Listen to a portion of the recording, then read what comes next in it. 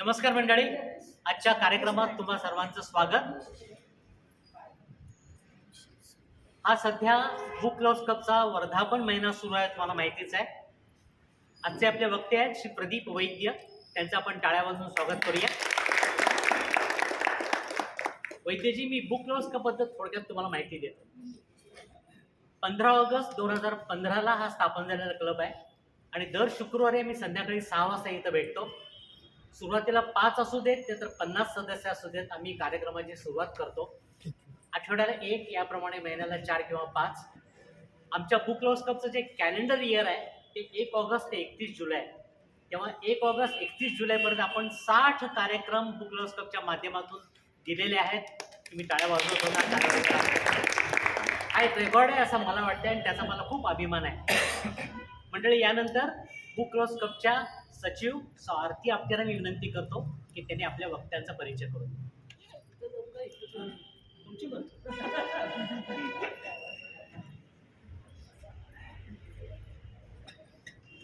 नमस्कार. आज आपल्याकडं प्रदीप वैद्य आलेले आहेत. प्रदीप दादा म्हणतो आम्ही सगळे त्यांना. प्रदीप दादा गेल्या 35 वर्षांपासून नाट्य प्रशिक्षक, लेखक, दिग्दर्शक, नेपथ्यकार, संगीतकार आणि प्रकाश योजनाकार म्हणून रंगभूमीवर कार्यरत आहे. प्रायोगिक रंगभूमीवर त्यांनी नाट्यलेखन आणि रूपांतरकार म्हणून मोलाचे योगदान दिले आहे. त्यांनी रूपांतरित केलेली चैत्र, तिची 17 प्रकरणे, एक रिकामी बाजू, गजब कहाणी आणि उणे पुरे शहर 1 ही नाटके विशेष गाजली. नाट्यक्षेत्रातील उल्लेखनीय कामगिरीबद्दल 2012 मध्ये त्यांना डॉक्टर श्रीराम व दीपा लागू यांच्या रूपवेध प्रतिष्ठानतर्फे दिला जाणारा प्रतिष्ठित तन्वीर नाट्यधर्मी पुरस्कार देऊन गौरवण्यात आले. नाट्यलेखन, नेपथ्य आणि प्रकाश योजनेसाठी झी गौरव 2008, 11 आणि 14, मटा सन्मान 2014 आणि 2022, मिफ्ता म्हणजे Marathi international film and theatre award 2013, 3 वेळा राष्ट्रीय पातळीवर Mahindra excellence in theatre awards 2007, 2011 आणि 2015. हे थोडेच पुरस्कार आपण इथं सांगितलेले आहेत. त्यांनी पुणे येथे द बॉक्स या कल्पक कला अवकाशाची निर्मिती केली आहे. मी पाहिलेलं आहे, सगळ्यांनी एकदा जाऊन बघायला पाहिजे पुण्यात. आज प्रदीप दादा कोविड नंतरचे मराठी नाटक या विषयावर आपले विचार मांडणार आहेत. मी प्रदीप दादांना विनंती करते.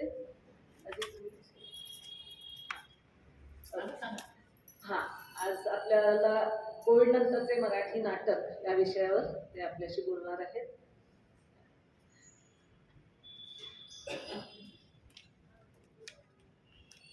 धन्यवाद आरतीजी. आपल्या प्रथेप्रमाणे आपण अनेक प्रथा पाळतो.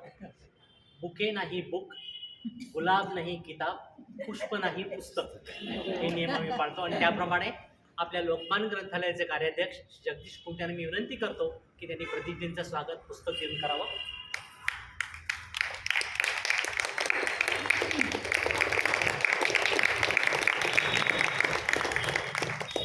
आणि प्रदीपजींना विनंती करतो की पुढची 40-50 मिनिटं त्याचं पुन्हा एकदा टाळ्या वाजवा.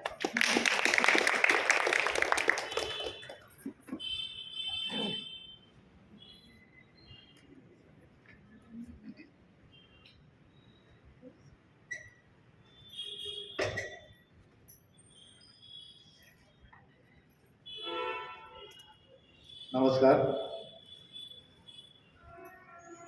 ह्या वास्तूचं आणि माझं फार वेगळंच नातं आहे त्याचं की 2014 साली इथे दर शुक्रवार, शनिवार, रविवार मी इथे बसलेला असेल आणि आमच्या तालमी होत असत आणि स्वाती आणि आमच्या सगळ्या इतर सहकाऱ्यांच्या मदतीने आम्ही इथे एक नाटक उभं केलं होतं.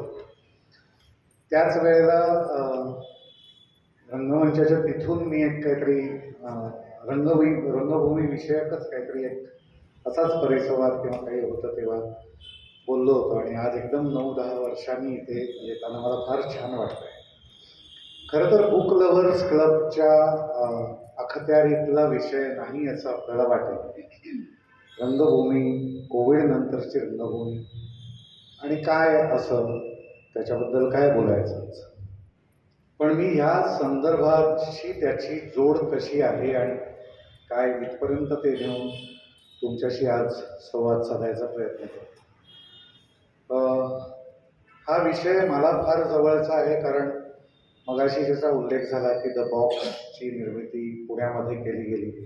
एक पडझड झालेली एक वास्तू होती एका कंपनीची, आणि ती शेड भाड्याने घेऊन तिथे नाट्यगृह, एका वेगळ्या पद्धतीचं ब्लॅक बॉक्स पद्धतीचं नाट्यगृह म्हणतात त्याला, तर ते निर्माण करण्याचं काम आम्ही करायला लागलो. आणि कोविड आला. म्हणजे फेब्रुवारीमध्ये आम्ही आमचं ॲग्रीमेंट साईन केलं त्या कंपनीबरोबर, आम्ही ती जागा घेतली आणि मार्चमध्ये कोविडचा लॉकडाऊन सुरू झाला. आमचं काम पूर्णपणे ठप्प झालं, सगळं पैशांचा चुराडा झाला. त्या कोविडच्या 2 लॉकडाऊन्समध्ये मिळून आम्हाला जवळजवळ 14 लाख रुपये नुसतं भाडं भरत राहावं लागलं. आणि मी आणि माझी बायको जवळपास रस्त्यावरच येऊ आता, अशी परिस्थिती निर्माण झालेली होती. आणि ज्या पद्धतीने OTT आणि ऑनलाईन पद्धतीने आपण गोष्टी करायला लागलो होतो, सगळं मनोरंजन हे ऑनलाईन पद्धतीनेच आपल्यासमोर यायला लागलं होतं. आणि लोक असं म्हणायलाच लागले होते की रंगभूमी आता मेली, म्हणजे मरणार. आणि त्या काळामध्ये आम्ही तर नाट्यगृह उघडून बसलो होतो. आणि काय होणार, तर ते सगळं त्याच्यानंतर 4 वर्षामध्ये आमचं नाट्यगृह इतकं चालत राहिलं की 4 वर्षात आम्ही त्याच कंपनीमधल्या आणखीन जागा भाड्याने घेऊन तिथे 1च्या जागी 5 जागा आम्ही आता चालवतो आहोत. द बॉक्स कला संकुल असं त्याचं नाव झालं आहे. आणि बॉक्स कला संकुल 2024मध्ये सुरू केल्यानंतर 2024च्या जूनपासून 2025च्या जूनपर्यंत आमच्याकडे 972 कार्यक्रम टोटल सादर झाले. तिकीटं काढून लोक त्याच्यासाठी आली. आणि अशा पद्धतीचं एक वातावरण, म्हणजे हे अख्खं स्थित्यंतर आम्ही खूप आतून अनुभवलं आहे. आणि त्या सगळ्यामध्ये साहित्य कृती, इथे नाटक सुरू होतं. हे नाटक पहिलं लिहिलं जातं.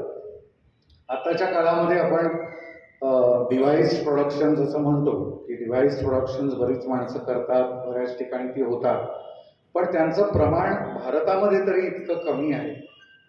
आणि ते जरी तसं असलं तरी त्याला एक मूळ कल्पना घेतल्यानंतर त्या कल्पनेवर काहीतरी डोलारा जो साहित्याच्या बाजूने जाणारा असतो तो आपल्याला उभा करावा लागतोच.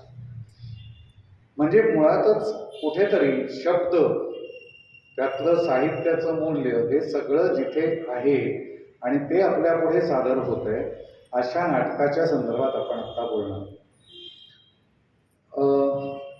नाटक मरणार म्हणजे काय होणार, तर खूप प्रमाणावर कोविडने गोष्टी हलवून टाकल्या. म्हणजे माझं एक नाटक काजव्यांचं गाव जे होतं ते नाटक, त्याच्यामध्ये 14 कलाकार आणि 8-9 जण बॅकस्टेजचे होते. यापैकी म्हणजे 22 जणांच्या आमच्या टीमपैकी जवळजवळ 17 जण पुणे सोडून आपापल्या गावी जे गेले ते परतच आले नाही कोविडनं. आता त्यांना परत आणता येणं तर शक्य नाही, कारण त्यांना तिकडे काहीतरी नोकऱ्या लागल्या, काहीतरी झालं. आता त्या नोकरीच्या लेवलवरचं काहीतरी सेटलमेंट ही आपल्याला पुण्यामध्ये त्यांना देता येणं शक्य नाही. असं असताना आपल्याला नाटक तर चालवायचं आहे, मग ते पूर्णपणे नव्याने उभं केलं. ते नव्याने उभं करत असताना एक माणूस गेला तर दुसरं कोणतरी त्याच्या जागी उभं करायचं, असं करत करत एका रोलसाठी 4-4 माणसाची 42 जणांची टीम उभी केली. आणि त्या नाटकाचे कोविड नंतर आत्तापर्यंत 72 प्रयोग आम्ही केले. त्यामुळे अशा गोष्टी ह्या सगळ्या, नाटक हे एका लेवलवर सादरीकरणाची कला म्हणून आहे, पण एका लेवलवर ते स्क्रिप्ट मधून सुरू होतं. ते एका शाब्दिक व्यवहारापासून, शब्द व्यवहारापासून सुरू होतं. आणि हा शब्द व्यवहार एका वेगळ्या पद्धतीने तुमच्यासमोर उलगडत जाणं हे खूप महत्त्वाचं आहे. आणि त्यासाठी आपण साहित्यकृती म्हणून मुळात नाटकाकडे पाहणं गरजेचं आहे. ह्या सगळ्या भूमिकेतून मी आज तुमच्याशी इथे बोलतो. कोविड नंतर झालंय काय, तर आपण सगळेजण ना जास्त बक्षायला लागलो, म्हणजे कन्झ्युम करायला लागलो. म्हणजे कन्झम्पशन आपलं सगळ्यांचं सर्वच पद्धतीचं वाढलेलं. म्हणजे आपण जर बाहेरून मागवून काही खात असलो तर ते पूर्वी किती खात होतो आणि आता किती मागवतो याच्यामध्ये खूप फरक आहे. आपल्याला जर लोणचं घ्यायचं असेल किंवा चटणी कुठली घ्यायची असेल तर आपण पूर्वी पाहिजे तेवढीच जाऊन घेत होतो किंवा करत होतो घरामध्ये. आता आपण एखाद्या प्रदर्शनात 5 चटण्या दिसल्या तर एकदम घेऊन टाकतो. अशा पद्धतीनं आपलं काहीतरी बदललंय, आपलं सगळ्यांचं काहीतरी आतमधून बदललंय आणि आपण जास्त कन्झ्युम करायला लागलो.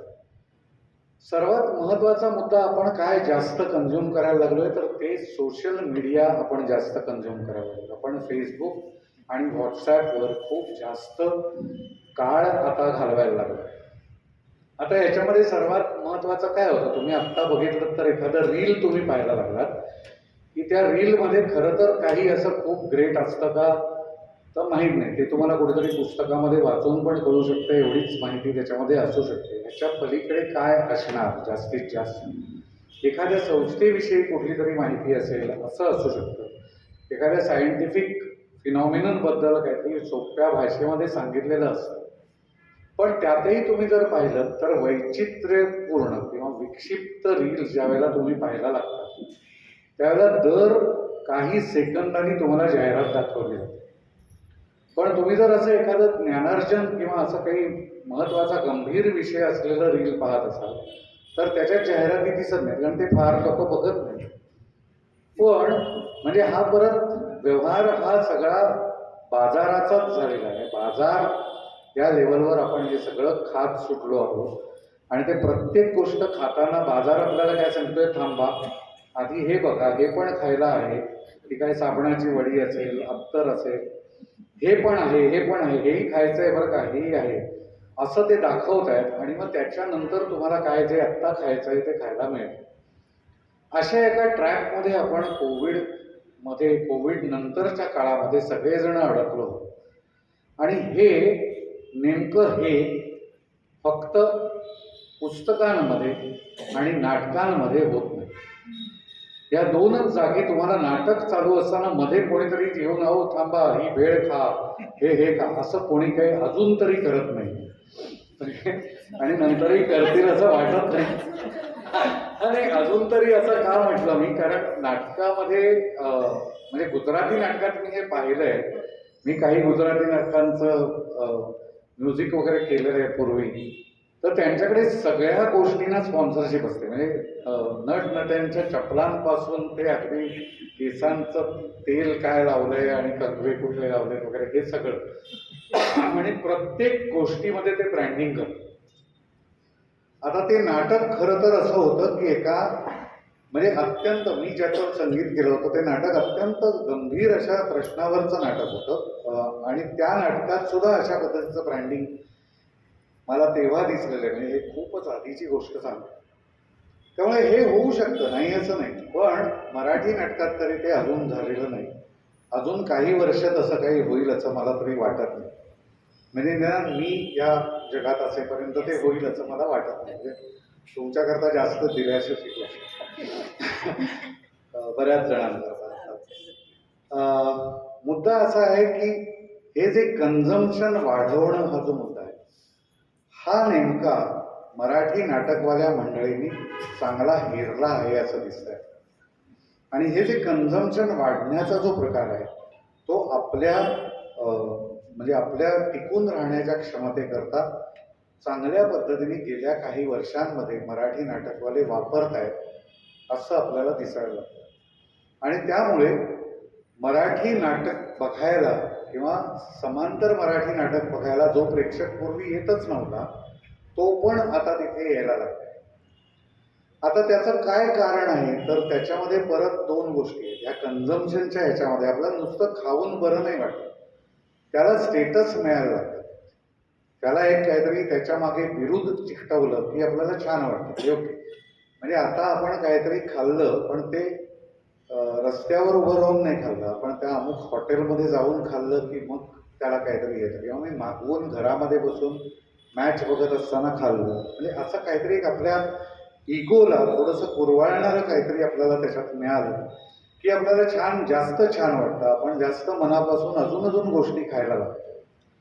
तर खाणं हा मुद्दा म्हणजे कन्झ्युम करणं आणि तुम्ही अत्तर लावली तरी ते खाणंच झालं एका प्रकारचं, की तुम्ही काहीतरी तुमच्या इगोसाठी खाताय असं काही ना काही. म्हणजे तर हे मराठी नाटकातल्या सर्व लोकांनी बऱ्यापैकी हेरून नाटकाच्या पब्लिसिटीचा, नाटकाच्या बद्दल लोकांना माहिती देण्याचा जो केंद्रबिंदू हे वर्तमानपत्र होता, तो हलून आता सोशल मीडिया किंवा सामाजिक माध्यमं जी आहेत, समाज माध्यमं, ते झालेलं आहे. म्हणजे तुम्हाला आत्ता कितीतरी नाटकांच्या बद्दल तुम्हाला व्हॉट्सॲपवर ज्या पद्धतीची रील्स मिळतात किंवा एखादं नाटक अत्यंत सिरियस असतं, म्हणजे 4 चौघीसारखं नाटक असेल किंवा आता ते करुणाष्टके असेल, तर त्याच्यामध्ये ज्या पद्धतीचं ते नाटक आहे त्या पद्धतीचं रील नसतं. रील हे खूप साधं असतं आणि काहीतरी आनंदाचं असतं. जनरली तुम्ही पाहिलं तर रील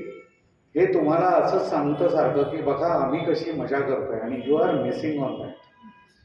आणि हे मराठी नाटकातल्या म्हणजे जे कोणी मॅनेजर्स आहेत त्या सगळ्यांनी व्यवस्थित हेरून आपली नाटकं चालण्याच्या दृष्टीने तुमच्या समोर तो एक कन्झम्पशनचा मुद्दा आहे असं कसं येऊ शकेल ह्याच्यासाठी समाज माध्यमं वापरायचा अतिशय चांगला तो एक ट्रेंड मला दिसतोय. चांगला याकरता की म्हणजे तो क्रिएटिव्हली चांगला आहे का किंवा काय एथिकली चांगला आहे का ह्याच्याबद्दल मी पडत नाही त्या विषयांमध्ये, किंवा तो कोणाला थिल्लरपणा वाटू शकतो किंवा काय हे करतायत कलाकार असंही वाटू शकतं.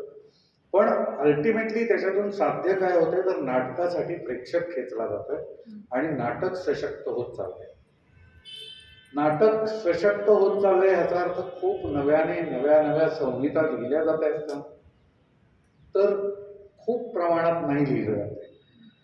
लेखन हा मुद्दा असा आहे की खूप आपण जर नाटकं पाहिली तर जुन्या वाईन्स नव्या बॉटल्समध्ये आणूनच बरीचशी नाटकं आपल्याला म्हणजे जे कमर्शियल नाटक आहे, व्यावसायिक नाटक, त्याच्यामध्ये आपल्याला त्या पद्धतीचा सगळा प्रकार दिसतो.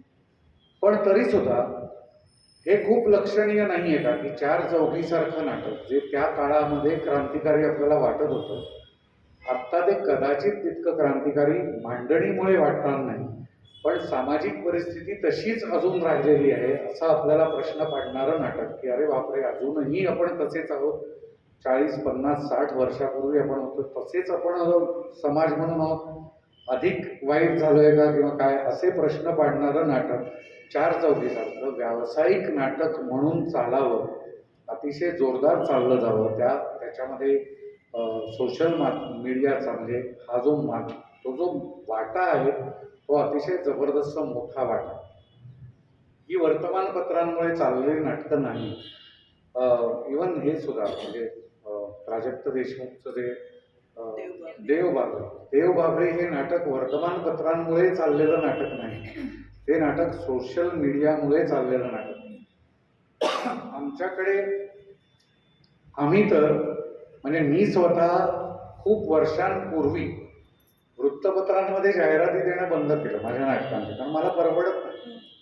एक वर्तमानपत्रात जाहिरात द्यायची झाली तर 2 ते म्हणजे 4 वेळा जाहिरात दिली की 8,000 रुपये खर्च आहे. 200 रुपये नाटकाचं तिकीट जर म्हटलं तर त्या जाहिरातीमुळे 40 माणसं काही माझ्या नाटकाला येईल. मग असं जर मूल्यमापन केलं तर हे आपण उचलून पैसे कुठल्या तरी खड्ड्यात टाकण्यासारखं होत आहे.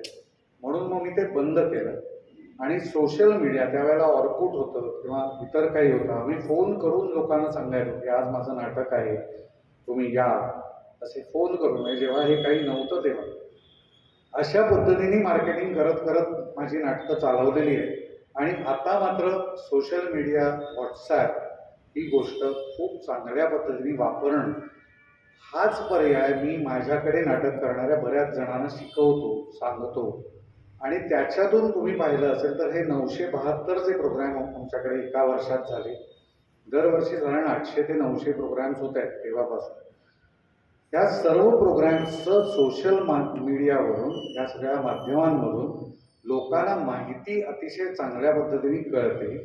फेसबुकवरच आता कुठल्याही वर्तमानपत्रामध्ये परीक्षण लिहिणारी माणसं नाही, कोणाच्या परीक्षणाकडे आपण बघावं असं परीक्षण लिहिणारी माणसंच नाही.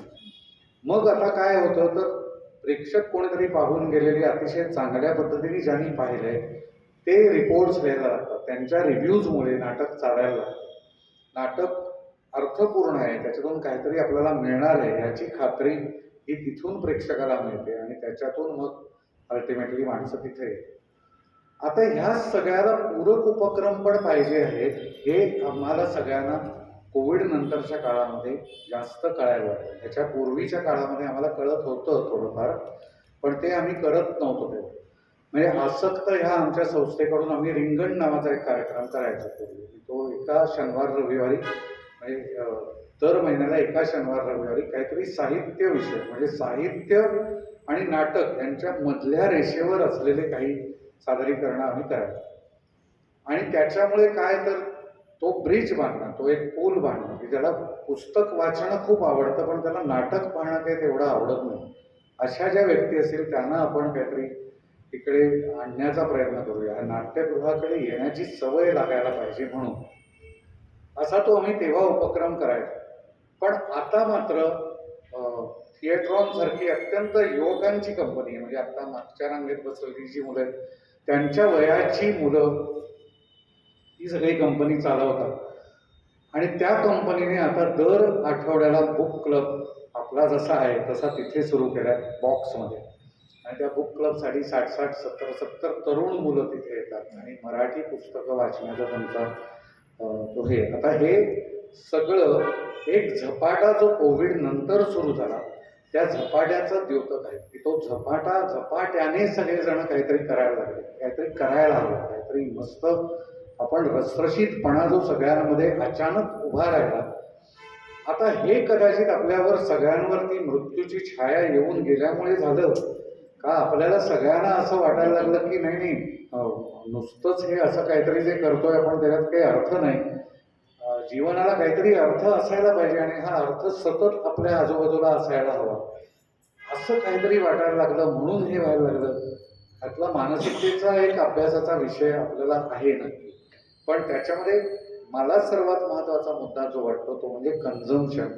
आणि आपण कलांचं सुद्धा म्हणजे आर्ट कन्झम्पशन, आर्टिस्टिक कन्झम्पशन जे आपलं आहे ते आपण वेगळ्या पद्धतीने आता करायला लागतो. आपल्यापैकी अनेक जण पूर्वी कदाचित चित्र प्रदर्शनानं जातही नसते आणि आपण आता चित्र प्रदर्शनांची गॅलरी सुरू केली. म्हणजे अशी एक ह्या उड्या आपण कशाच्यामुळे मारतोय, कशामुळे आपल्याला हे हातून इतका पुश मिळतोय, त्या सगळ्यामध्ये कोविडचा फार महत्त्वाचा वाटा आहे असं माझं मत आहे. आता हे सगळं कशा करतात म्हणजे नाटक कशा करतात, नाटकाचं काय महत्त्व आहे संबंध ह्याच्यामध्ये. तर बऱ्याच ठिकाणी नाटक हे आपला आरसा असतो म्हणजे आपल्या जीवनाचा आरसा असतो असंच म्हटलं जातं. बरेच लेखक असं म्हणतात की नाटक हा जीवनाचा आरसा तरी आहे किंवा जीवनावर ठोका मारणारा हातोडा तरी. म्हणजे तुम्हाला नाटक हे भानावर आणतं किंवा भान देतं, भान मिळवून देतं.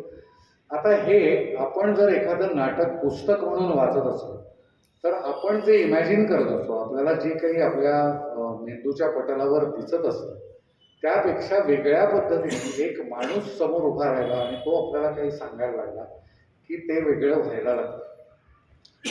माणसाने माणसाशी बोलणं, माणसामधला संवाद, एखाद्या माणसाला काय म्हणायचंय आणि अशी जर आपल्या देशामध्ये 140 कोटी माणसं असतील तर 140 कोटी माणसांना 140 कोटी काहीतरी वेगळं म्हणायचं असतं याचं भान आपल्याला कदाचित नाटक ही गोष्ट देते.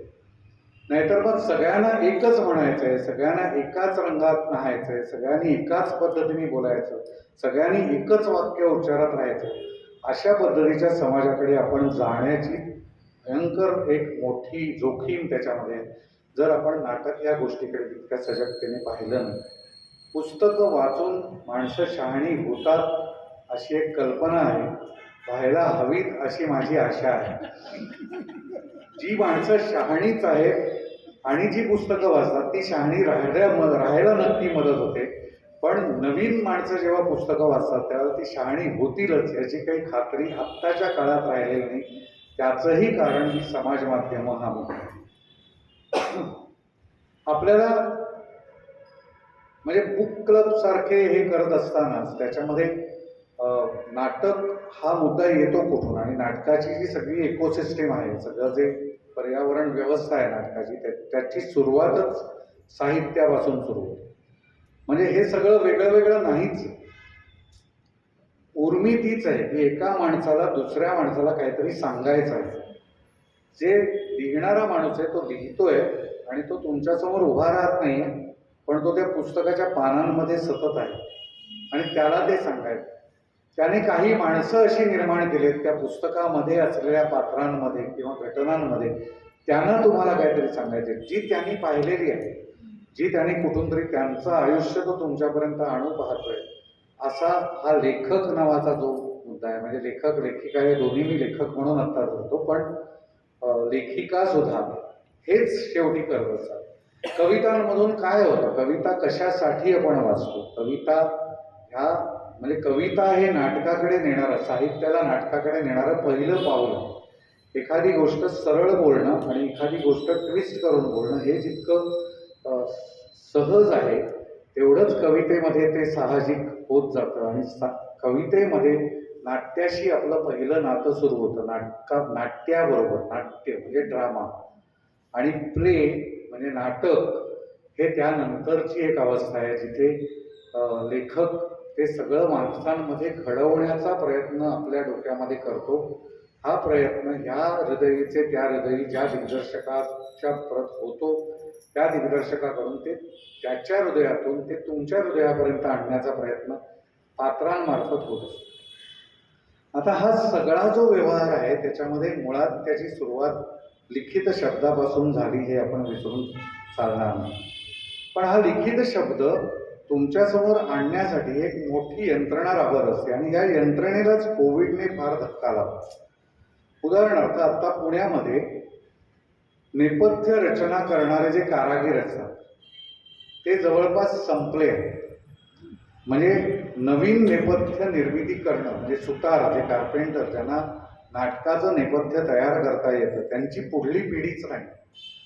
कारण ही पुढली पिढी संपूर्णपणे नाटकापासून तुटली. 4 वर्ष त्यांना नाटकाचं कुठलंही वातावरण त्यांच्या घरामध्ये नव्हतं. हे सगळे जे कामगार होते, त्यांच्या कामगारांकडून म्हणजे हे कारागीर जे आहेत त्यांच्याकडून ते ज्ञान पुढे जाणं, ते पुढे जाणारी माणसंच तिथे थांबायला तयार नाहीत. कारण त्यांच्यामध्ये एक इन्सिक्युरिटी आली, त्यांना एक असुरक्षितता वाटायला लागली की आता मला पैसे मिळवले पाहिजे.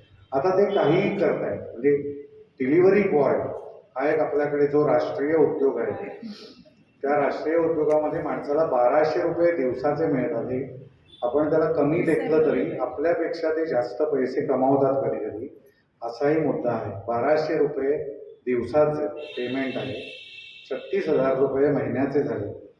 डबल ड्युटी केल्यानंतर हे 70,000 पर्यंत कमावले जाऊ शकतात, हे लक्षात घ्या.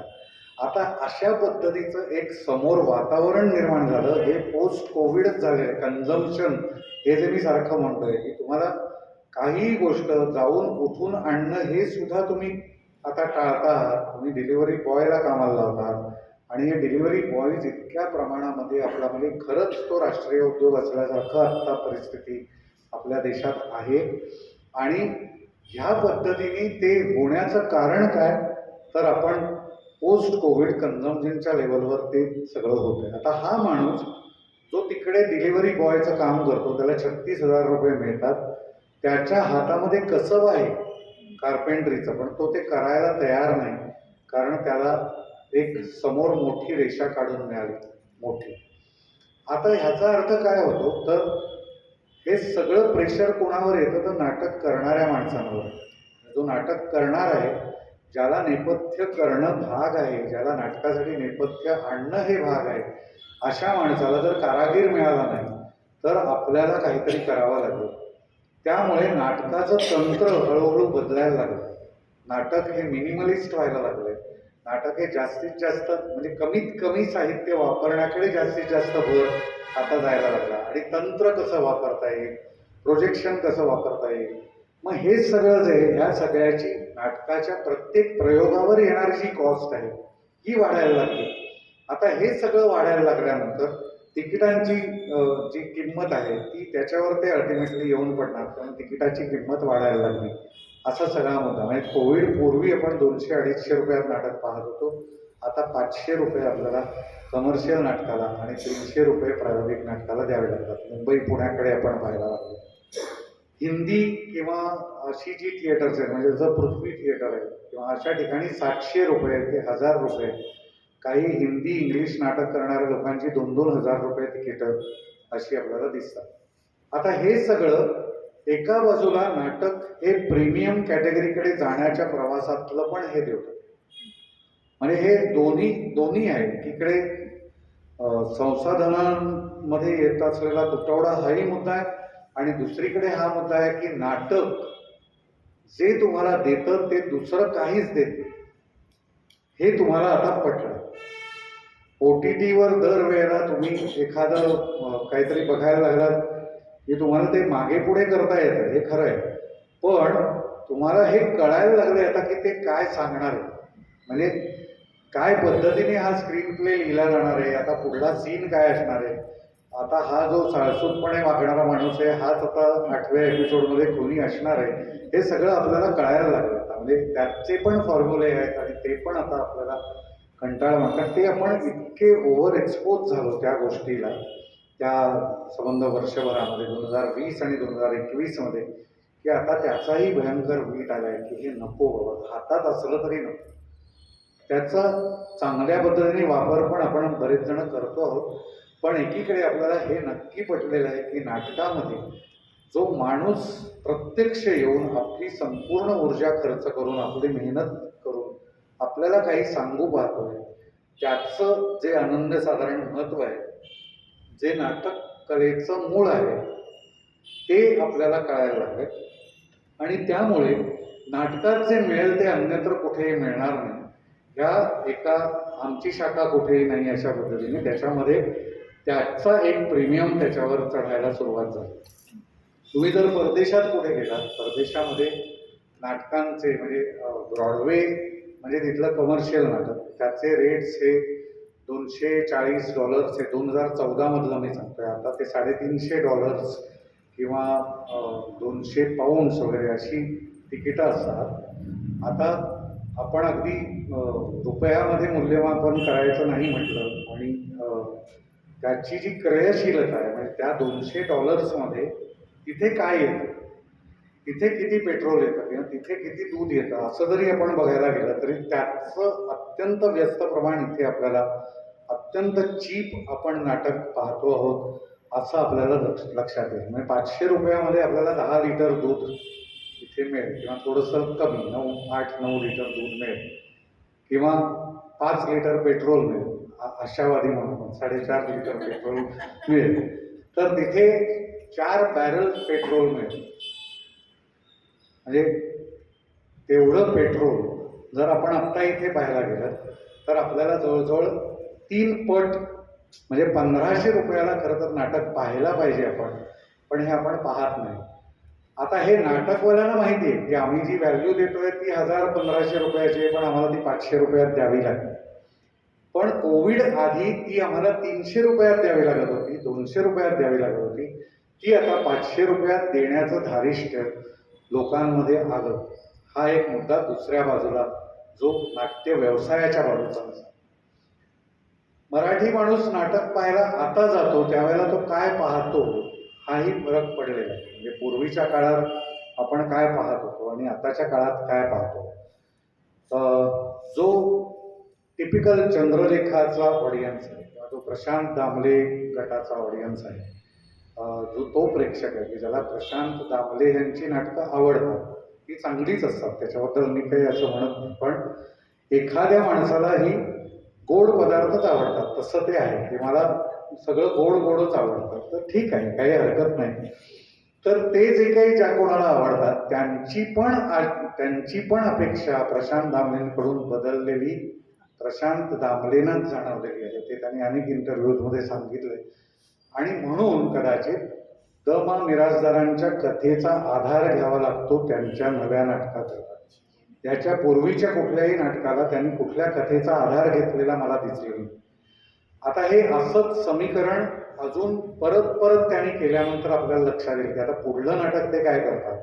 पण मला तरी असं दिसलं की का बरं हे द मा मिरासदारांकडे वळलं. म्हणजे प्रशांत दामलेनी वळायचं काही कारण नाही करतं. ते जे काही करतात ते सगळं विकलं जातं. मग तरी सुद्धा तुम्ही का बरं चितळ्यांची बाकरवडी तुमच्या दुकानात ठेवली उदाहरणार्थ. तर असं काहीतरी त्याच्यामधले प्रश्न जे पडतात ते प्रश्न आपण नीट बघायला लागलो की आपल्याला हा सगळा कोविडमुळे झालेला परिणाम आपल्या प्रेक्षकांच्या मनांवरचा, की प्रेक्षकांना नुसतंच काहीतरी हा हा होऊ नको आहे, कारण ते ऑलरेडी OTT आणि याच्यावर मिळते सोनीच्या कार्यक्रमांमधून किंवा काय घडलंय बिघडलंय नाही, ते काय होतं असं केलं हवा येऊ द्या आणि आताच हे हास्य जत्रा. आता त्याच्यात आपण खूप आता किती हसायचं, हसून काय म्हणजे किती हसायचं, याला पण काहीतरी लिमिट आहे ना. नाही आपण काही खेचलं नाही आहोत सगळे, सतत आपले हसतायतच. आता हे लोकांमध्ये पडलेला बदल हा नोटीस होतो कुठे कुठे कुठे कुठे. जरी आपलं नाटक फुल होत असलं तरी लोकांचे येणारे रिस्पॉन्सेस त्याच्यातून तो जाणवायला लागतो आणि कदाचित त्याच्यामधून हे परिवर्तन झालं असावं का असा माझ्या मनामध्ये प्रश्न आहे. आत्ताच्या नाटकांमध्ये तरुणाई भरपूर प्रमाणामध्ये कार्यरत आपल्याला दिसते. म्हणजे क्षितिज पटवर्धन सारखा लेखक असेल किंवा हे सगळीच मुलं म्हणजे जेवढी कोणी आत्ता तुम्हाला दिसत ती 35-40च्या 30 ते 40 मध्ये असलेली पिढी आणि ह्यांनी नवे नवे विषय आणायला सुरुवात केली. त्याच्यामध्ये आपल्या आजूबाजूला दिसत असलेले अनेक प्रश्न नात्यांबद्दलचे असतील, एकमेकांबरोबर सहजीवनाच्या संदर्भातले असतील आणि हे सगळे प्रश्न वेगळ्या वेगळ्या पद्धतीने व्यावसायिक रंगभूमीवर येणं हे खूप स्वागतार्ह आहे. कारण नाहीतर आपण सारखेच फक्त हसण्याच्या फॅक्टरीज काढत राहू आणि हास्यवायू या ह्याच्यामध्ये भरलेला आहे आणि फक्त इथे हसायचं एवढंच काम व्यावसायिक नाटकाचं नाहीये. हे अत्यंत सजगपणे व्हायला लागलंय. ते गेल्या 4-5 वर्षांमध्ये आपल्याला दिसतं. प्राजक्त देशमुख सारख्या माणसाचं ती एकांकिका होती, म्हणजे एखाद्या एकांकिका स्पर्धेमधली एकांकिका, आणि त्या एकांकिकेने केवढी आकाश झेप ज्याला आपण म्हणून ती घेतली. कारण लोकांना काहीतरी असं बघायची भूक निर्माण झाली आहे. लोकांना त्या 2 बायका आपल्याला काहीतरी सांगतायत आणि त्यांच्यातली जी एक वेगळ्या लेव्हल्स आहेत, एक भक्त आणि एक देव यांच्या जवळच्या ह्या 2 बायका आणि त्या स्त्रीचं दुःख असेल, त्या स्त्रीबद्दलचं काहीतरी असेल, त्या म्हणजे मोठी माणसं जेव्हा काही घडत असतात, म्हणजे एखाद्या घरामध्ये खूप मोठा माणूस असतो तर त्याच्यापेक्षा ड्रामॅटिक त्याच्या खालच्या लोकांचं आयुष्य असतं, त्याच्या बरोबरच्या लोकांचं. आणि हे आपल्याला कुठेतरी म्हणजे तिची त्यागमूर्ती त्या पद्धतीचं कोणतरी अत्यंत पॉवरफुल, अत्यंत अशी जी माणसं आहेत त्यांच्या बरोबर असलेल्या माणसांचं काय होतं ह्याच्यामध्ये आपल्याला हे पदर आपल्याला आता दिसायला लागलेत. आपल्याला त्यांच्याकडे पाहायचं आहे. जास्त सजगपणे आपण समोर नाटकाचा प्रेक्षक म्हणून बसायला लागलो. नाट्यगृह ह्या बाबतीत आता असंही झालंय की जसं बॉक्स हे उदाहरण आहे तशा पद्धतीने ह्या पद्धतीचा ज्याला समीप संवाद आपण म्हणू, इंटिमेट थिएटर किंवा इमर्सिव्ह थिएटर, हे त्याची पुढली पायरी झाली. म्हणजे तुमच्या मध्ये मध्ये नाटक घडतं. जसं आमचं एक काजव्यांचं गाव हे नाटक तुमच्या आधेमध्ये घडतं, त्याचं वेगळं स्टेजवर घडत नाही. अशा पद्धतीची नाटकं सादर करायला सगळेजण धजावू लागतात आणि ती मोठ्या मोठ्या फेमस कलाकारांना म्हणजे आता गिरिजा ओक सारखी मुलगी आळेकरांचं ते ठक्कीशी संवाद नाटक करते किंवा तिला ते करावंसं वाटतं आणि ती करते. पर्ण पेठेसारखी मुलगी स्वतःचं एक वेगळं नाटक लहान मुलांसाठीचं तो 4 नावाचं करते.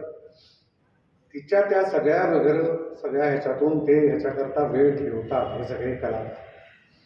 याचं कारण काय तर त्यांची सुद्धा काहीतरी अर्थपूर्ण करण्याची भूक ही आता वाढत चाललेली. ही नव्हती का आधी, तर होती, पण त्याचं प्रकटन जे आहे त्या भूकेचं प्रकटन ते त्यांना सापडायला लागलं. कारण का तर 100-150 लोकांचा जो ऑडियन्स आहे, 100-150 लोकांचं प्रेक्षागृह आहे, त्या प्रेक्षागृहामध्ये नाटक करायचं झालं तर ह्या प्रेक्षागृहाने त्यांचं जे काही व्यावसायिक गणित आहे ते गणित तर सांभाळलं पाहिजे. हे सांभाळणं पूर्वी शक्य नव्हतं. कोविडच्या आधी आपण प्रायोगिक नाटकाला जायचो त्यावेळेला 200 रुपये सुद्धा खिशातून काढून द्यायला खूप कटकट करायचं. आपल्या आजूबाजूच्या प्रायोगिक असं मी म्हणतो, पण त्याच्यामध्ये काही नाटकं तर हौशीच असतात. आपल्या आजूबाजूच्या लोकांनी केलेली नाटकं. आता ते जनरली लोकांना कौतुकाचं जे नाटक असतं, हे कौतुक म्हणून बघायला जायचं नाटक, त्याच्याकरता सुद्धा 500 रुपये देण्याची पद्धत ही कोविड नंतर मला आता जास्त दिसायला लागली. आज असं आहे की 150 लोकांचा व्यवहार आमच्याकडे होतो. बॉक्समध्ये 150 लोकांना नाटक दाखवलं जातं. या 150 लोकांमध्ये नाटकाचं गणित कसं बसेल? 300 रुपये तिकीट लावलं तर 45,000 रुपये जमा होतात. या 45,000 रुपयामध्ये 17-18,000 रुपये त्यांना आम्हाला द्यावे लागतात. तर मग आम्ही असं केलं की एका दिवसाची जी किंमत आहे ती 17,000च्या पटीत होत नाही, ती 20-22,000 होते. आणि एका दिवसामध्ये 3 शोज केले जातात, 3 प्रयोग. तर मग 1.5 लाख रुपये जमा होतात आणि त्या 1.5 लाखांमध्ये आम्हाला 20,000 मिळतात. मग त्यांना 1,30,000 रुपये त्यांच्याकडे जमा होतात. त्याच्यातून ते गणित बसवलं जातं. एक वेगळं भान कलाकारांना आलंय की आपल्याला जर काहीतरी करायचं असेल चांगलं, तर त्याकरता आपल्याला काहीतरी सोडायला पाहिजे. मग ते अशा पद्धतीने काम करायला लागले की आता जसं सिनेमासाठी ते पर डेनी काम करतात. एका दिवसा 1 तारीख मी तुला दिली की तुम्हाला 20,000 रुपये किंवा काय 40,000 रुपये द्यायचे, असं ते गणित असतं त्यांचं. नाटकासाठी सुद्धा अशा पद्धतीने लोक काम करायला लागले. नाटकासाठी नवीन पिढीमधली माणसं, नवी मुलं, टीनेजर्स ही आता तयार व्हायला लागले. कारण त्यांना सोशल मीडियाचा भयंकर कंटाळा आलाय, त्यांना फेसबुकचा कंटाळा आलाय, त्यांना ते तुमची कुठलीच माध्यमं नको आहे. आणि म्हणजे अनेक जण तर मोबाईल बंद ठेवतात असं मी बघितलंय. त्यांना तो मोबाईल नकोच आहे शक्यतोवर. तर ते नाटकाकडे येतं कारण तिथे तो अस्सलपणा, अनुभवाचा अस्सलपणा त्यांना तिथे दिसतोय. तर हे जे परिवर्तन आहे, ह्या परिवर्तनाला आपण सामावून घ्यायला आता हळूहळू समाज म्हणून सिद्ध व्हायला लागतोय.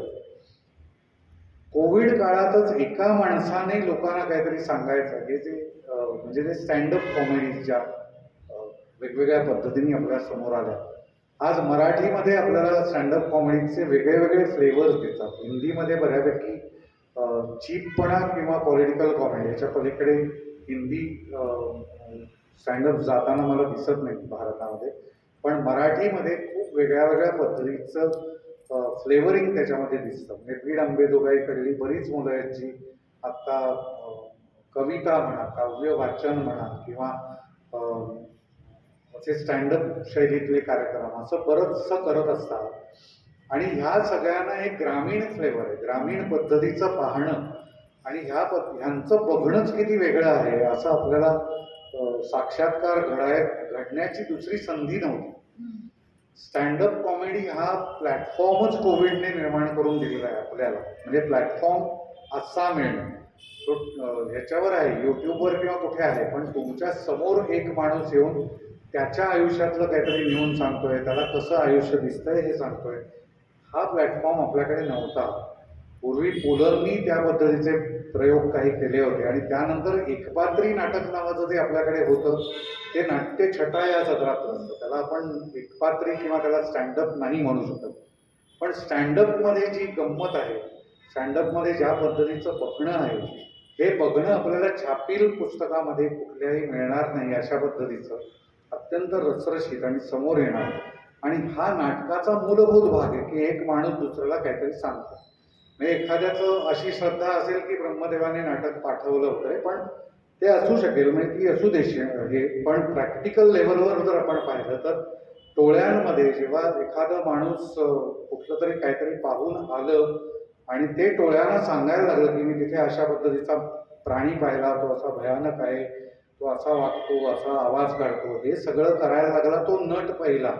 आणि त्या पद्धतीचं ते सुरू व्हायला लागलं की असे परफॉर्मन्सेस तिथे व्हायला लागले. हळूहळू ह्याची काहीतरी गंमत आहे हे लोकांना कळायला लागलं. ह्याच्यातून नाट्यकला निर्माण झाली असं आत्ताची संबंध पिढी आमची मानते.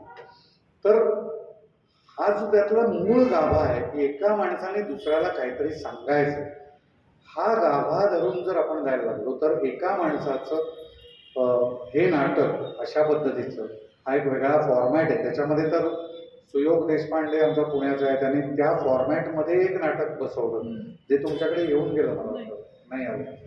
तर तो फॉर्मॅटच केलाय आणि ती अख्खी एक अमरावती साईडची एक कादंबरी आहे, त्या कादंबरीवर त्याने ते नाटक केलं. आणि ती कादंबरी ही अशा पद्धतीने स्टँडअप कॉमेडी करणाऱ्या 5 जणांमधून ती उलगडत. असे फॉर्मॅट्स, नवे नवे फॉर्मॅट्स लोक शोधायला लागले. नवीन नवीन नाटकाचं वेगळी काय अवस्थांतरं असू शकतात. म्हणजे उदाहरणार्थ एखादं संगीत नाटक आहे, तर संगीत नाटक हे पडदे लावूनच आतापर्यंत आपण पाहिलेलं आहे. आमच्याकडे संगीत नाटक होत असताना ते प्रायोगिक नाटकासारखा रंगमंच वापरून करण्याचे प्रयत्न आम्ही केले.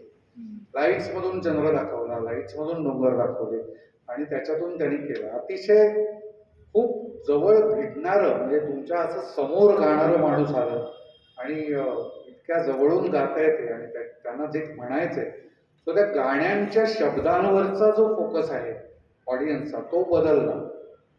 आमच्याकडे तर बॉक्समध्ये माईक सुद्धा लागत नाही, म्हणजे नटाचा खरा आवाज तुम्हाला ऐकू येतो आणि नटानं सुद्धा माझा खरा आवाज ऐकू जावा. कारण ते चार चौकीमध्ये करतात तेव्हा त्यांना हे मिळतं, म्हणजे पर्णाला लेपल असतो, त्या लेपलला मॅनेज करत आपल्याला बोलायचं असतं. पण बॉक्समध्ये करायचं असतं त्यावेळेला लेपल नसतो आणि नटाला डायरेक्ट आवाज ऐकू जाणार आहे याचं भान असतं. त्यामुळे नटांमध्ये सुद्धा त्या पद्धतीचं एक वैविध्य यायला सुरुवात झाली. त्या पद्धतीने सादरीकरणाची कला म्हणून त्याच्यात असलेले महत्त्वाचे घटक नटांच्या बाजूचे ते पण बदलायला लागले. त्याचा अभ्यास अतिशय जोरकसपणे आणि बारकाईने व्हायला लागला. अभिनयाची तंत्र आहेत वेगळ्या वेगळ्या पद्धतीची, जो 24-25 पद्धती जगामध्ये आहेत की ज्या आत्ता वापरल्या जातात. तुम्ही कदाचित स्तानिस्लावस्की असं नाव विजयाबाईंच्या पुस्तकामध्ये वाचलं असेल किंवा ऐकलं असेल त्याच्याबद्दल. तर अशा पद्धतीचे बरेच आहेत. मायकल चिकाव आहे, पीटर ब्रूक आहे, पुढे स्तानिस्लावस्कीची गादी चालवणारे अजून बरेच आहेत. असे 24 जण आहेत की ज्यांच्या मेथड्स ह्या वापरल्या जातात आणि ह्या मेथड्स वापरण्याची गरज कोविड पूर्वी इतकी मी पाहिली नव्हती, नटांना भासलेली, जाणवलेली. आणि आता ती गरज भासते आहे. त्या प्रत्येक गोष्टीची वर्कशॉप्स होत आहेत, लोक शिकायला तयार आहेत, लोक जाऊन शिकतायत. ते शिकून आपलं जी काय अवजारं आहेत ती आपली तयार करतायत आणि त्या पद्धतीने लोकांसमोर येत आहेत. तर असा एक वेगळ्याच पद्धतीचा रसरशीतपणा ह्या सगळ्यामध्ये नाटकाच्या बाजूला, म्हणजे नाटकाच्या बाजूला जे कन्झम्पशन वाढलेलं आहे ते अशा सर्व चांगल्या पद्धतीने वाढलेलं मला दिसून येतं. मला वाटतं किती वेळ आहे?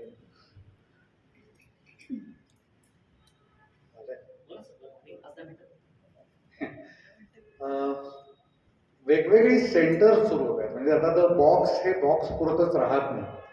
बॉक्समध्ये साऊंडचं काम करणारा मुलगा असतो, त्याला वाटतं की अरे माझ्या भागामध्ये असं व्हायला पाहिजे, तर तो खटपट लटपट करतो आणि मुक्त थिएटर नावाचं एक धायरीला पुण्यामध्ये एक थिएटर करतो. बॉक्समध्ये जेव्हा शुभांगी मावशी येते ती म्हणते की अरे आमच्याकडे जागा पडू नये, आम्ही त्याचं काहीच केलं नाही. तिथे श्रीराम लागू रंगावकाश सुरू होतो. आता अजून 3-4 थिएटर्स पुण्यामध्ये होतील. पुण्यामध्ये 8 थिएटर्स पाहिजेत असा माझा अंदाज आहे.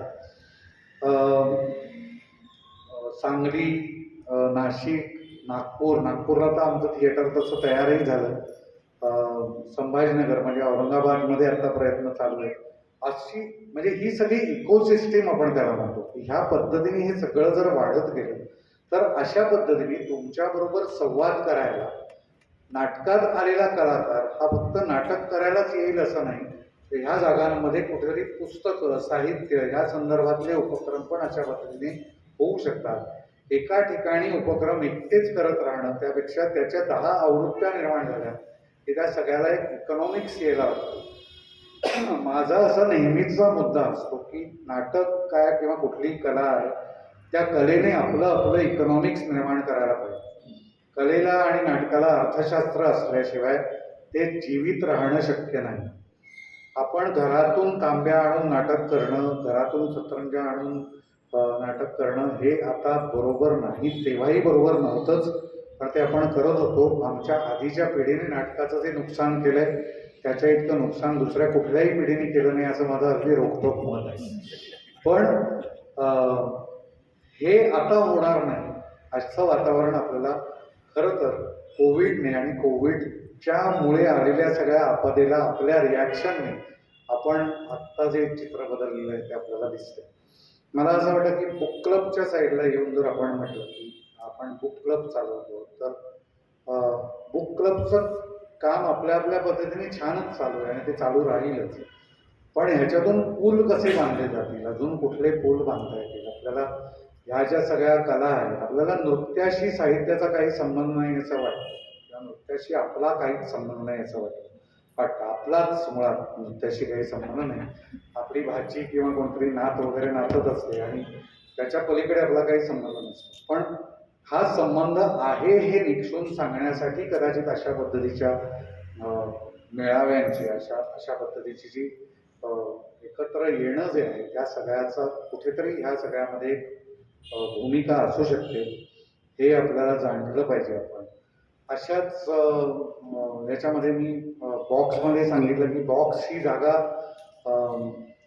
सिनेमा ही आपली एक महत्त्वाची कला आहे आणि मराठी सिनेमा हे खरं तर गेल्या काही वर्षामध्ये खूप बदलत चाललं आहे. खूप वेगळ्या वेगळ्या पद्धतीने सिनेमा बोलू लागला आहे आपला मराठी सिनेमा. तर मग त्याला मात्र हे नाही, म्हणजे मल्टिप्लेक्समधून तो एका आठवड्यात काढला जातो आणि प्रॉपर म्हणजे त्याच्याकरता अतिशय व्यवस्थित अशी एक यंत्रणा लागते की जी त्याला काढण्यासाठी उद्युक्त करणारी यंत्रणा, की तो सिनेमा गेला कसा पाहिजे, म्हणजे तो लावला पाहिजे हे त्यांच्यावर सक्ती आहे आणि त्या सक्तीतून मुक्तता कशी मिळवता येईल ह्याची त्यांची एक यंत्रणा नक्की आहे. आणि या यंत्रणेतून बाहेर पडलेले जे सिनेमाज आहेत, जे लोकांपर्यंत कळतच नाही की असा एक सिनेमा आत्ता लागलेला आहे, अशा सिनेमांनी आमच्याकडे 10-10 शोज केले आणि त्याच्यामध्ये 5-5 हजार लोक ते सिनेमाज येऊन बघून गेले. अशा पद्धतीची गोष्ट आपल्याला करता येऊ शकते.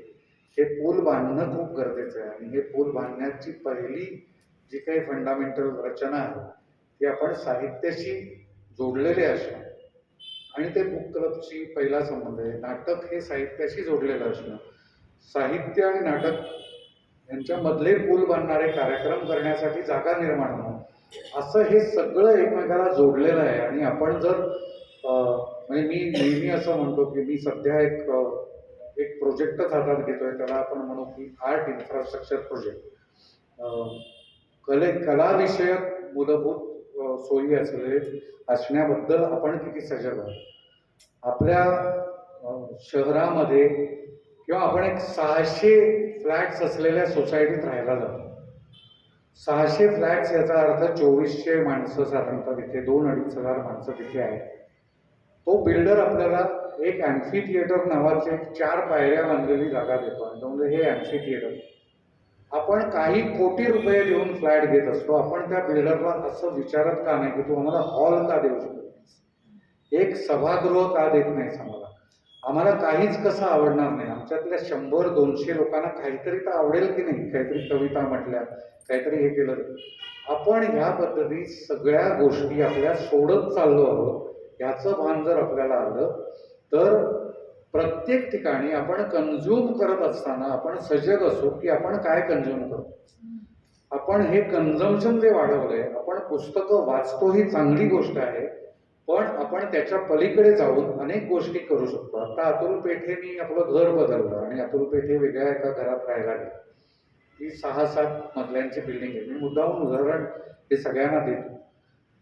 तर आपण कलाविषयक काही करतो म्हणजे काय करतो, तर एक दिवस तो जिन्याने गेला तेव्हा त्याच्या लक्षात आलं की ह्या जिन्यामध्ये ज्या सगळ्या भिंती आहेत त्या नुसत्या कोऱ्या करकरीत काही आणि हे जिने कोण वापरणार, हे वापरलेही जात नाहीत आणि त्याच्या साफसफाईवर खर्च होतो.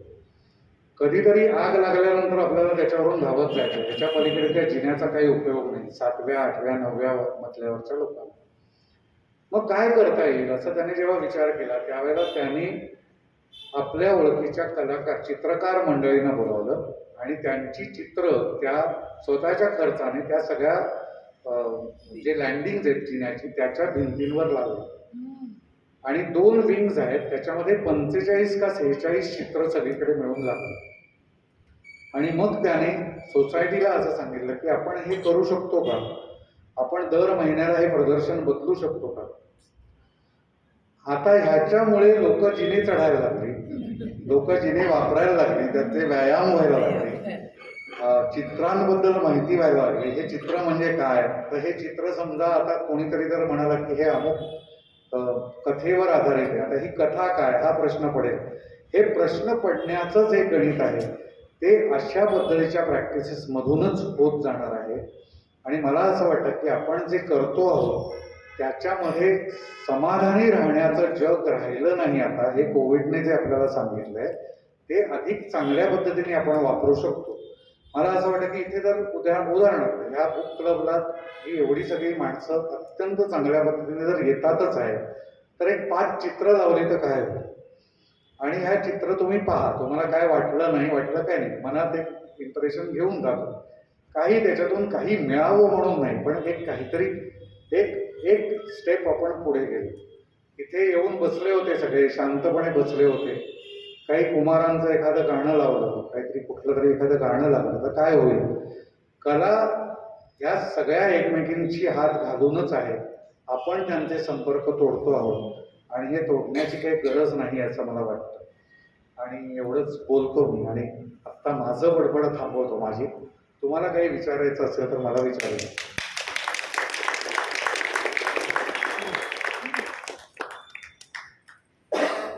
सर, कोविडचा टर्निंग पॉईंट आला नसता हा. तर मराठी नाट्यसृष्टी कुठे गेली असं तुमचा अंदाज काय? नाही, आता आत्याबाईला मिशा असतं तर काय झालं काय सांगताय. पण आता त्या म्हणीला पण अर्थ नाही. आत्याबाईने ॲन फ्रेंच घेतलं असतं.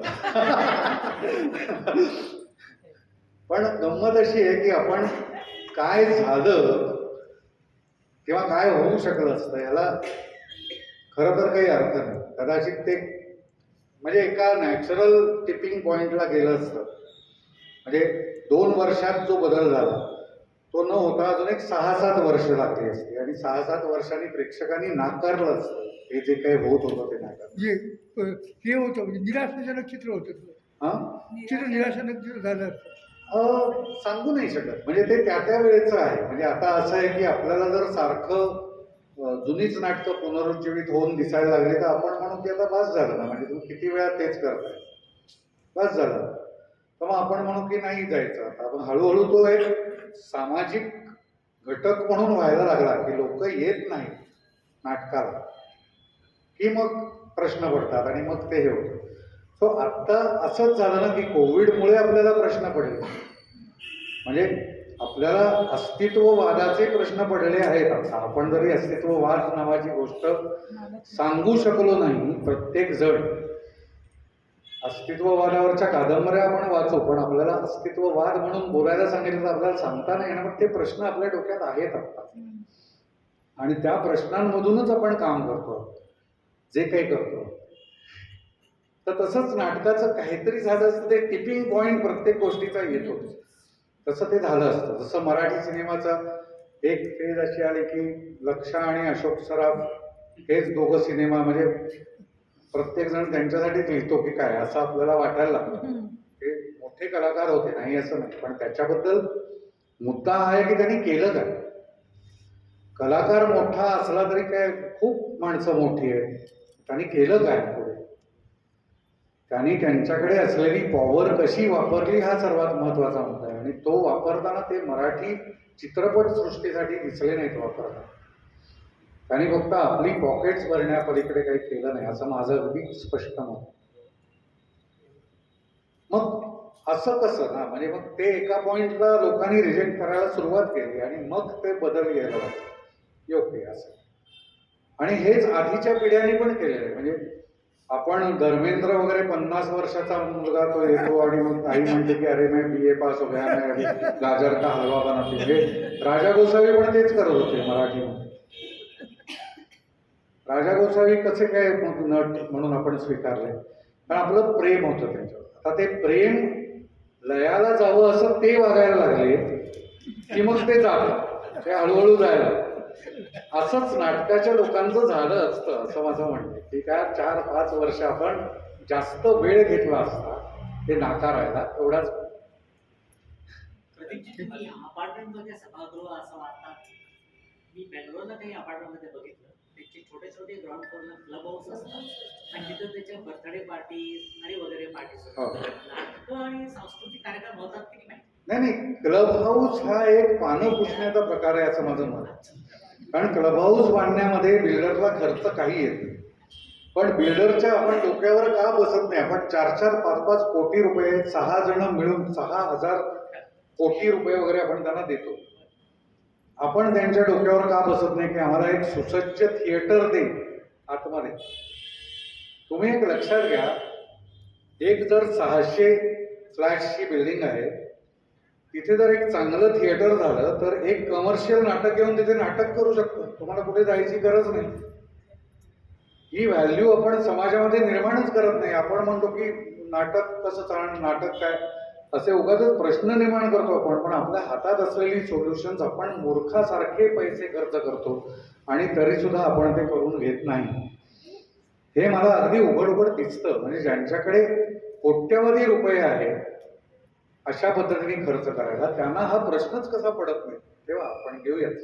मी फार पार्लर लावणार नाही.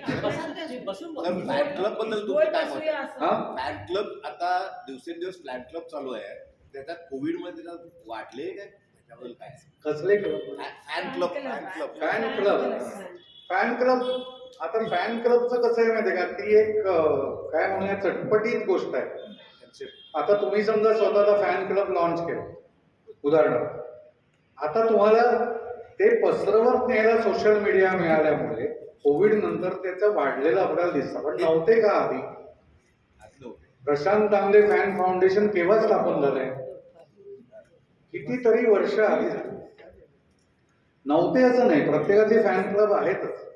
आता त्यांना वाटा मिळाला आणि लोकांनी सारखं त्याच्यावर काहीतरी, म्हणजे ज्याला आपण व्हायब्रन्स म्हणतो ना, त्या सगळ्याला तो सोशल मीडियामुळे आला. प्रमोट करायचा योग्य मार्ग काय? स्टँडअप कॉमेडी प्रमोट करायचा मार्ग, त्यासाठी योग्य मार्ग कोणता? मला असं वाटतं की योग्य मार्ग असं काही, म्हणजे योग्य प्रत्येक मार्ग असू शकतो. पहिली गोष्ट म्हणजे तुम्ही सोशल मीडियावर किती कनेक्टेड आहात. तुम्ही कनेक्टेड नसाल तर सोशल मीडियावर कनेक्टेड माणसं तुमच्या कनेक्शनमध्ये किती आहेत. समजा तुम्ही चांगला एक शो करता आहात आणि तो तुम्हाला प्रमोट करता येत नाही, पण समजा माझे 10,000 फॉलोअर्स आहेत फेसबुकवर आणि मी तुमचा शो पाहून कुठेतरी असं म्हटलं की अरे यांचा शो आहे बरं का, तर त्या 10,000तले 100 तर येतील. अशा पद्धतीचं ते संख्येचं गणित आपल्याला मांडता आलं पाहिजे आपल्या संपर्काच्या क्षेत्रामध्ये. म्हणजे हे सोशल मीडिया शेवटी काय आहे, तुम्हाला माहीत नसलेल्या लोकांपर्यंत पोहोचण्याची एक ट्रिक आहे. म्हणजे मी अनेकदा असं म्हणतो, मी आकाशवाणीतल्या एका मुलाखतीत असं म्हटलं होतं की कोविड पूर्वी तुम्ही काढलेलं चित्र जर चांगलं चित्र असेल तर ते आफ्रिकेतला एखादा माणूस विकत घेईल अशी शक्यताच नव्हती. आता ही शक्यता नेमकी निर्माण झाली. कोविडमध्ये आम्ही कोपरा मंच नावाचा, सेकंड लॉकडाऊनमध्ये कोपरा मंच नावाचा एक उपक्रम केला. त्याच्यामध्ये आम्ही काय केलं, कॅमेरे लावून ठेवले, समोर नाटक घडवलं आणि लोकांना सांगितलं तिकीट काढा आणि ऑनलाईन बघा. तिकीट म्हणजे पासवर्ड यायचा तुम्हाला बघण्यासाठी. तुम्ही जर ओळखीच्या लोकांना काही हे केलं, युट्यूब चॅनल काढलात स्वतःला, युट्यूब चॅनल काढायला काही पैसे नाही लागले. तुम्ही एक चांगली कॉमेडी स्वतःच्या घरामध्ये थोडा न्यूट्रल असं वातावरण निर्माण करून एक कॉमिक शो तुमचा जो काही आहे त्यातलं एक 5 मिनिटाची गोष्ट तयार केली, 2 मिनिटं, 40 सेकंद, 50 सेकंद सुद्धा पुरतात. तुमच्या बुद्धीची चुणूक काय आहे, तुम्ही कसं बघता आहात आणि त्याच्यात वेगळेपण कसं आहे, तुमची मांडणी वेगळी कशी आहे, हे लोकांना कळलं की लोक आपोआप येणार. अल्टिमेटली कोविड नंतर आपला सगळ्यांचा फोकस कशावर जास्त आहे, तर तो अनुभवावर जास्त फोकस आहे. आपलं सगळं लक्ष हे अनुभव काय मिळतो आहे ह्याच्याकडे जास्त जायला लागलं आणि त्यामुळे तुम्ही आम्हाला वेगळा काय अनुभव देत आहात. म्हणजे एक तेच ट्रॅफिक सिग्नलला आम्ही उभे असतो, आम्ही पण उभे असतो, तुम्ही पण उभे असता आणि तुम्हाला त्याच्यामध्ये वेगळं काहीतरी दिसतं आहे जे तुम्ही कसं मांडता आहात आमच्यासमोर. त्याच्यातून एक त्याच ट्रॅफिक सिग्नलचा आम्हाला जो कंटाळवाणा अनुभव आहे तो अनुभव तुम्ही आमच्या मनात बदलता. ही शक्यता आता कोविड नंतर जी निर्माण झाली ती तुम्ही तुमच्यासाठी वापरू शकता. तुम्ही 5 मिनिटाची, आपल्याला साबण घ्यायला किती मिनिटं लागतात हो, साबण घेऊया असा डिसिजन घ्यायला, हा साबण घ्यायला पाहिजे असं आपल्याला किती वेळात वाटतं, 1 मिनिटामध्ये वाटतं. आपण तो त्या विचारावर कायम राहतो की नाही, हा पुढला मुद्दा आहे. पण 40 सेकंद ते 60 सेकंद हे जाहिराती करता खूप झाले. तुमच्याबद्दल माहिती कळणं म्हणजे जाहिरात. आता ही जाहिरात विना कुठलेही पैसे खर्च करता तुम्हाला करता येऊ लागली आहे. याच्यापेक्षा वेगळं अजून प्रमोशनचं काय तुमच्याकडे गणित असू शकतं असं मला वाटतं. सर, कोविड नंतर किती नवीन नवीन विषयावर नाटकं झाली. भरपूर झाली. म्हणजे आत्ता तुम्ही पाहाल तर एक 20-22 नाटकं जर आपण काढली की जी चांगली चालतायत असं, तर त्यातली 14 तरी नाटकं वेगळ्या वेगळ्या विषयांवर, ती फक्त हसवणारी किंवा करमणूक प्रधान नाटकं नाही. कोविड नंतर अजून एक नवीनच प्रकार सुरू झालाय, तो म्हणजे अभिवाचन. म्हणजे मोठे मोठे नट कलाकार हे फक्त लोकांसमोर येऊन वाचतात गोष्टी, आणि तेवढं सुद्धा लोकांना पुरतंय. आता त्यांच्या वाचनामध्ये ते काही वेगळी डायमेन्शन तयार करतात का आपल्याला माहिती नाही. म्हणजे मी पाहिले नाही आहे ते काय, पण शिवाजी महाराजांच्या गोष्टी वाचायच्या, आमच्या कुठल्या तरी इतिहासातल्या गोष्टी वाचायच्या. हे कथाकथन आणि अशा पद्धतीचे फॉर्मॅट्स थोडेसे वेगळ्या रंगीत स्वरूपामध्ये आपल्यासमोर आणले जातात. हाही एक भाग आहे. किंवा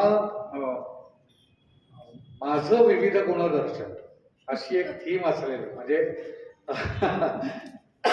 बऱ्याच ऍक्ट्रेसेस हे करतायत की माझं विविध गुणदर्शन. म्हणजे मला नाचता येतं, मला अभिनय करता येतो, मला कविता करता येतात, मी स्टोरीज पण लिहिते, मी हिंदीत पण काम केलंय, मी शेर पण लिहिते. असं सगळं ती 1-2.5 तासाचा आपल्यासमोर एक कार्यक्रम सादर करते. आपण त्याच्यासाठी 1000 रुपये देऊन जातो. तर हे सगळं कोविड नंतर आता, कारण का तर लोक दजावू लागले, लोकांना भीती वाटत नाही. तुम्ही जर रील्स पाहिलेत ना, तर रील्स मध्ये काय झालंय आता, रील्स करतात लोक काय, म्हणजे अशी माणसं की ज्यांना भीतीच वाटत नाही की ते काय गातायत आणि ते काय नाचतायत. म्हणजे इतके धीट, इतके न भिणारी माणसं आणि इतकं भीतीचं संपूर्णपणे विलय हा कोविड नंतर आपल्याला जास्त प्रकर्षाने दिसायला लागला.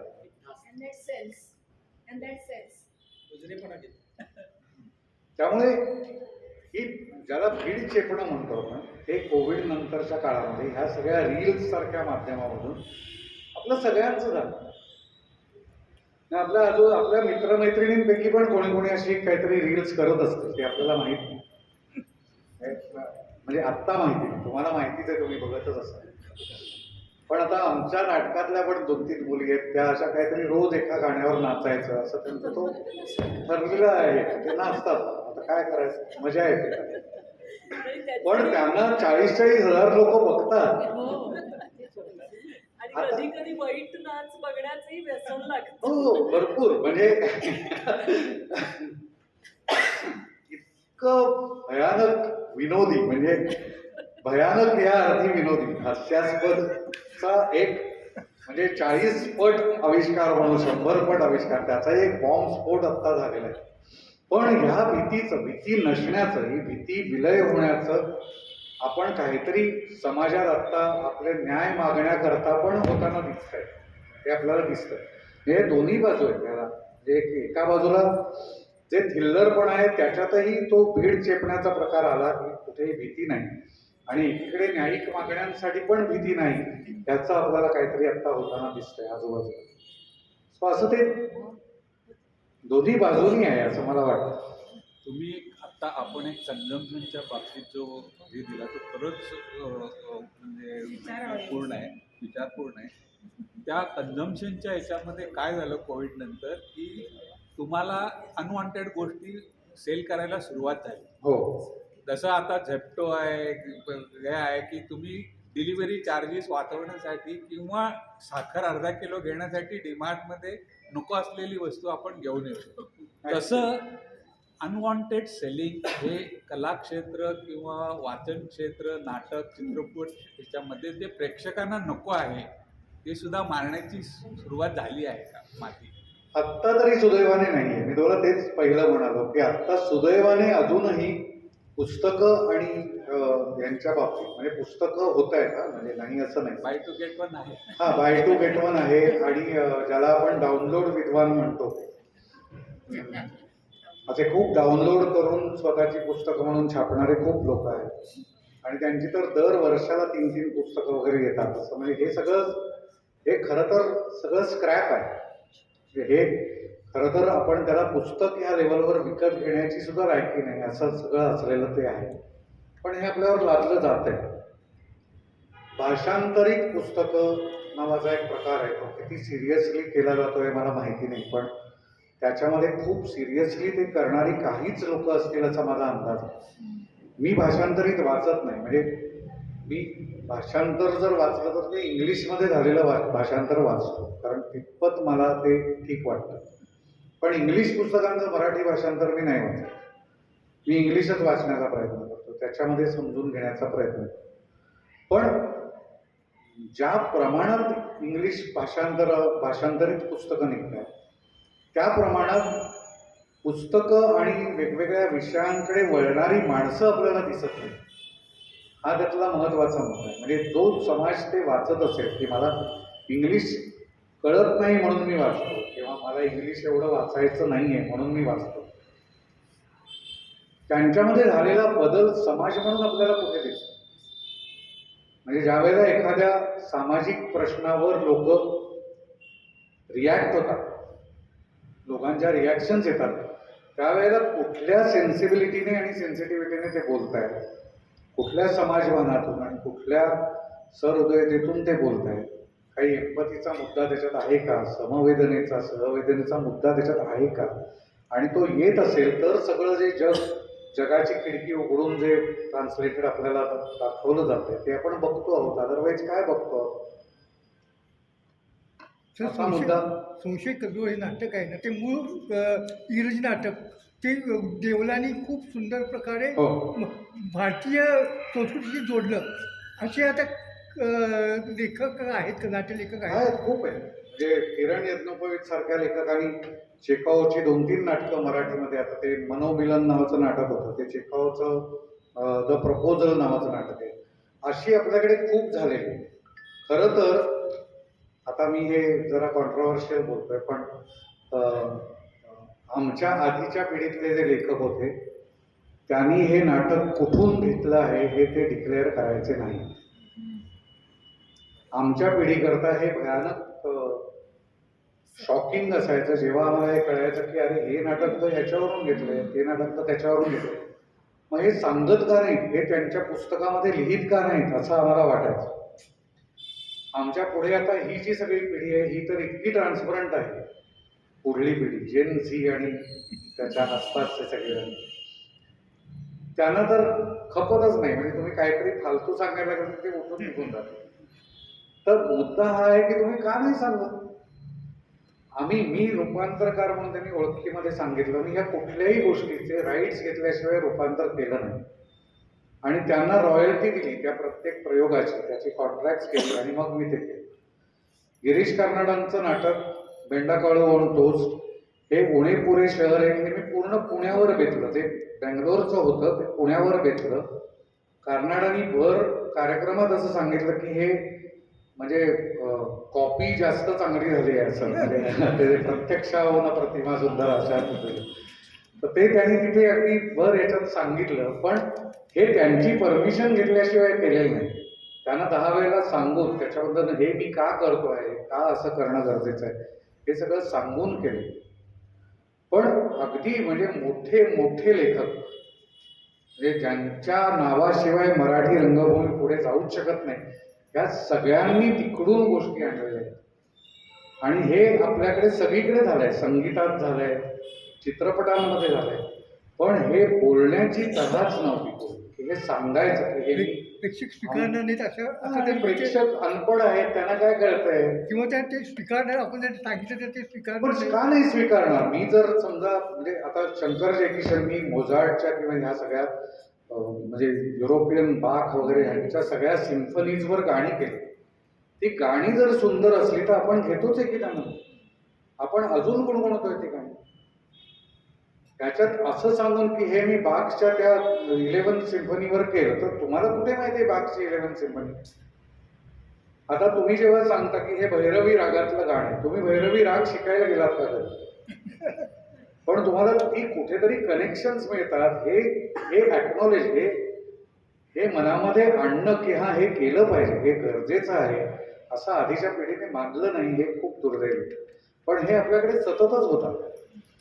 आणि कितीतरी शेक्सपियरची नाटकं तर काय वेगळी नाटकं, म्हणजे एका नाटकाची 12 भाषांतर आपल्या, म्हणजे वेगळी. तुम्ही ह्या लायब्ररीमध्ये बघा की हॅमलेट म्हटलं तर हॅमलेटची 7-8 भाषांतर आहेत मराठीमध्ये, ऑथेल्लोची 24 भाषांतर आहेत मराठीमध्ये, आणि त्या प्रत्येकाला वेगळं नाव दिलंय आणि त्याच्यामध्ये इथलं काहीतरी झुंजारराव किंवा अशी काहीतरी इथली नावं असं घेऊन केलंय.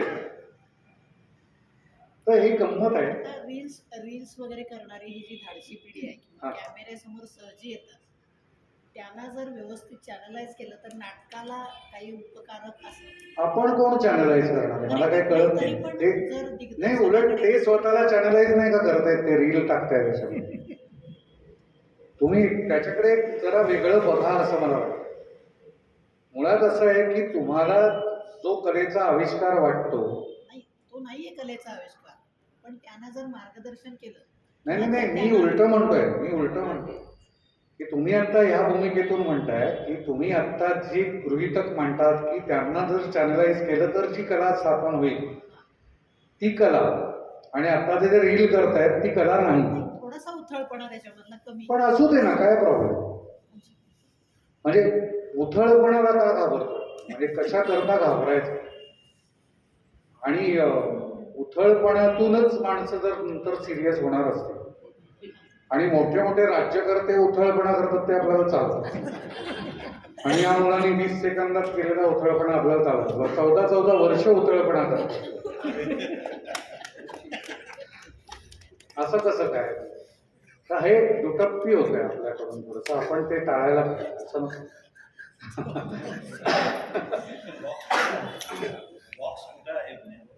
बॉक्स पुण्यामध्ये कर्वे रोडवर आहे, SNDT कर्वे रोडला जिथे आहे त्याच्या समोर पाळंदे कुरिअरची लेन आहे तिथे. म्हणजे मेट्रोवर एक स्टेशन आहे नळ स्टॉप SNDT नावाचं, त्याच्या बरोबर खालीच आम्ही आहोत. तुम्हाला कधीही जमलं तर या अवश्य. आणि बघा, आता परवाच सोशल मीडियावर कोणीतरी पुण्यात आवर्जून पाहायची ठिकाणामध्ये बॉक्सचा समावेश केलेला पाहिला, मला फार छान वाटलं. थँक्यू, तुम्ही मला इतका वेळ सहन केलं त्याबद्दल थँक्यू. तुमचा हा बुक क्लब असाच चालू राहू द्या, आणि मला कधीतरी परत यायला प्रेक्षकांमध्ये येऊन बसायला हवं. थँक्यू.